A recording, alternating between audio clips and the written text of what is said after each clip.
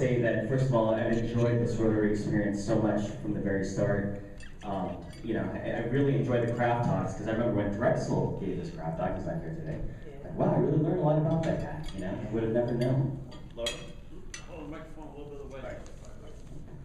I found out a lot about Drexel that I didn't know, and when we come to these luncheons and you kind of get to know people, we really don't have that time, so there's a lot that I learned from Drexel, and a lot that I'm learning from everybody else going on. So I've never done one of these where you give kind of a story about your life, and I kind of thought to myself, well, what's pretty interesting? A couple brief background things. I'm Filipino in ethnicity. Okay? If you guys have Filipino friends or you've met a lot of Filipinos, you know that we love to eat, and we love to eat a lot. So hence, finish my food pretty quickly. We like to eat a lot of pork. Okay? We went through the whole cultural thing, so to give you a quick background. When you go to one of our family parties, there's usually like 100 people there because we invite everybody and everybody comes over, we have a good time. My parents came over here in 1972. They migrated over here. I have one brother, he lives in Seattle, he works for Microsoft. And I'm the youngest of the two children. Born in 1977 in LA, Hollywood, Kaiser baby. And grew up my whole life in Eagle Rock, California. Do you guys know where that is? Yes. Eagle Rock was a great place. My parents, growing up at that time, there was always a lot of gangs and things along those lines, so they did a really good job, and they were able to put me in a private school, so I went to St. Dominic's Elementary. Growing up, it was a Catholic elementary school. Great time. I was an altar boy for 5 years, remembering those good times. After that, I had my first job when I was 13 years old, working at the church rectory. That was interesting. It was actually my first service type job too, because I remember I got $3.75 an hour to work at the church rectory. We would help with the homeless, take down registrations, and it was my first exposure, and I really liked it. I think I got addicted to working at a very young age. I really enjoyed it. When I was 13 years old, one of my friends approached me and said, "Hey, have you ever thought about DJing before?"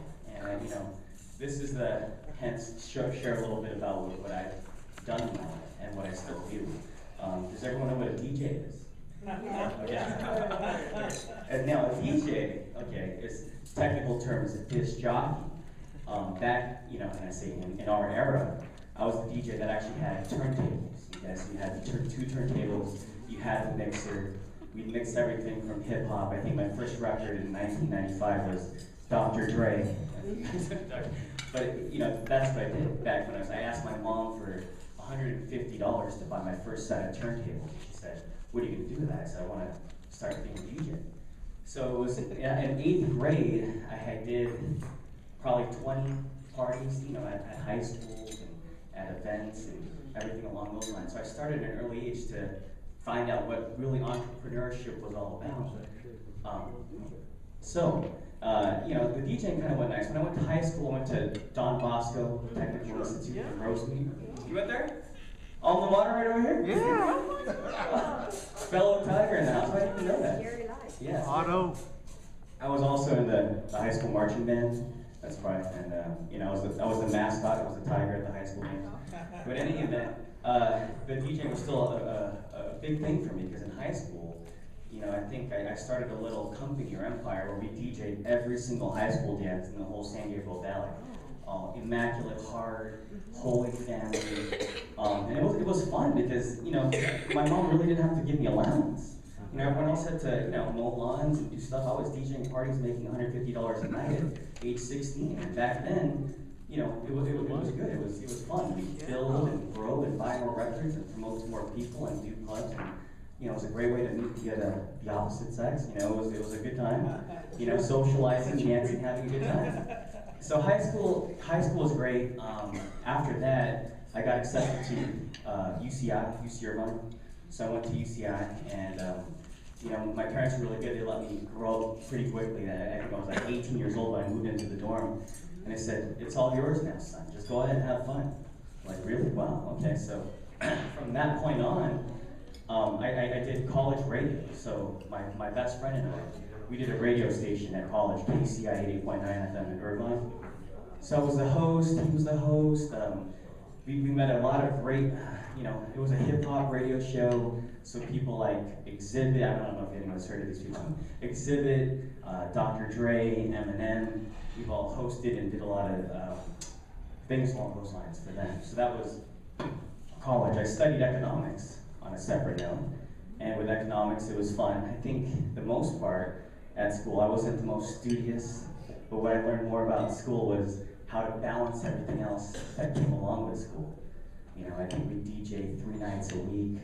I was part of a Greek fraternity, Kappa Sigma, which is a national charter as well.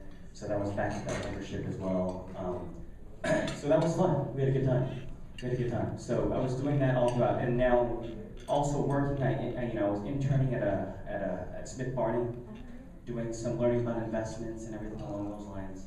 When I graduated in 2000, I had my first glimpse of what the real world was going to be like. Because after you graduate, what do you do after that, right? So I worked for a small investment banking house called Equitrade Securities in Orange County, where we did private placements, Reg D offerings, we helped take small companies public on the small cap NASDAQ. And it was 99 at the time, and I'm sure you guys all probably remember 99. It was the internet boom, any stock that you touched turned into the highest stock ever. And I remember Yahoo was $500 a share at that time. And when I got out of college, this was my first exposure to the business world, and I just remembered, like, wow, at that early age, for me, I never made so much money at 21. Everything I thought that I had the magic touch for some reason. I'd trade stocks on my inventory sheet, and it would all be done as I was a market maker, taking in accounts and selling stocks and this and that. And I'm glad this happened at an early age, because as the business way goes, what goes up comes down. And I learned that at age 21 that, oh my goodness, what happened here? And I remember it was 9/11. We all remember those times, and what happened to not only our society, what happened to the markets after that. And for those who are familiar with the stock market, I don't know if you know what being short a position is. That's when you sell stock that you don't own. Well, I did that at age 21. To have some pretty big positions, and I remember, I'll never forget just on that business decision where I had grown this much, and instead of saying, you know what, I'm going to take this and be safe and do all that, I said, I'm going to take this and turn it into 5, 6 times and try to take on the world at 21. So, long story short, I got caught short the position. They squeezed me out of the position, and I spent the next 3 months living on my friend's sofa, trying to pay back what I lost in the stock market. So that was a very eye-opening experience. Great experience. Can you imagine? I mean, I was literally 21 years old, just graduated college, looking at BMWs, this, and I don't know what I was thinking. It was just a humbling. My mom has no idea what I'm doing at this point. she just sees that I'm always coming home with nice things and shopping, and I'm like, oh my goodness. So it was an eye-opening experience, because I ate peanut butter and jelly for 3. I was too proud to ask my mom for anything at that point. So I ate peanut butter and jelly for 3 straight months. It's good stuff. I like peanut butter and jelly. It's really good. Not good for the teeth. It goes along with crow. But it is good. It's tuna helper and peanut butter and jelly. Just switched off every other night between the two, but it was good food. So after that was done, I worked. I worked there for 4 years. Got some great experience. Then I worked at Bank of America.